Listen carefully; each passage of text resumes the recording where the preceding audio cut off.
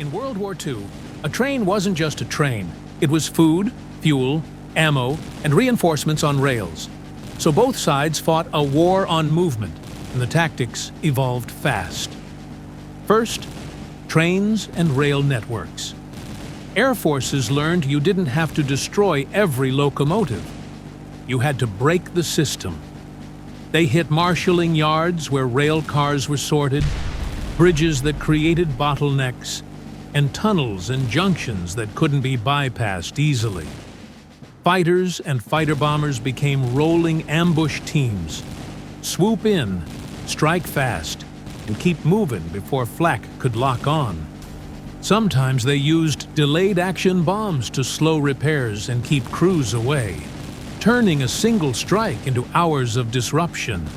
And on the ground, resistance groups and special units sabotaged track, signals, and bridges, not to win with one explosion, but to force a constant drain of manpower into repairs and security. Now, towns and cities. When the target was inside a town, a factory, a rail hub, a port, a power station, the biggest problem was finding it, hitting it, and surviving the defenses. That's where tactics split. Night area bombing versus daylight precision bombing. At night, bomber forces used pathfinders to mark aim points, then sent large formations to overwhelm defenses. Incendiaries were used to ignite dense industrial districts, not because it was clean, but because it was effective, and it produced terrifying civilian costs. By day, heavy bombers tried to put explosives directly onto key facilities, relying on tight formations and escorts. When fighters weren't available, losses spiked.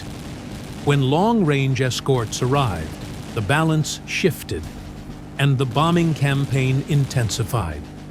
Underneath it all was a grim logic. If you cripple production, transport, and repair capacity, the front line collapses later. Finally, military installations, the hard targets. Airfields were attacked by cratering runways, destroying fuel dumps, and catching aircraft on the ground. Ports and shipyards were hammered to choke supply lines. Submarine pens and reinforced bunkers pushed bomb designers to build heavier earthquake bombs meant to shake foundations instead of just punching holes.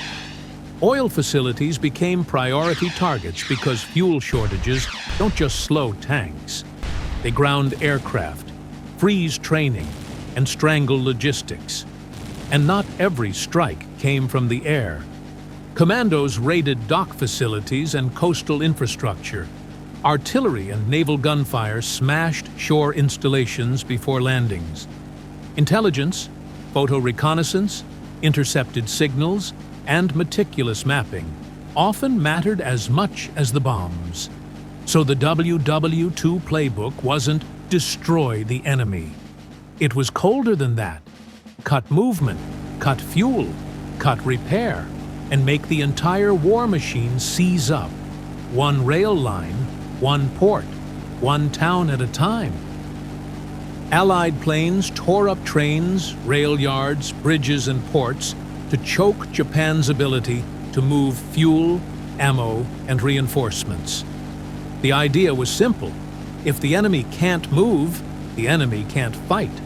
But as Japan's supply lines collapsed and its industrial base got hammered, the war shifted from break-in logistics to surviving the last defenses.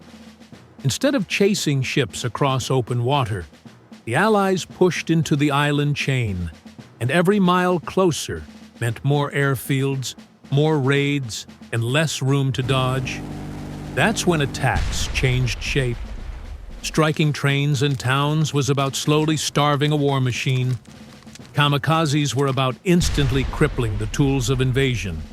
Carriers, destroyers, transports, anything that kept the Allied advance moving. Kamikaze inbound. Not a bombing run. Not a strafe. A plane. That's not trying to survive.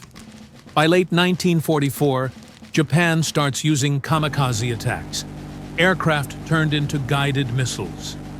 The goal isn't just to hit the ship, it's to set it on fire, blind it, and stop it from fighting. When a kamikaze strikes, the damage comes in layers. First, impact.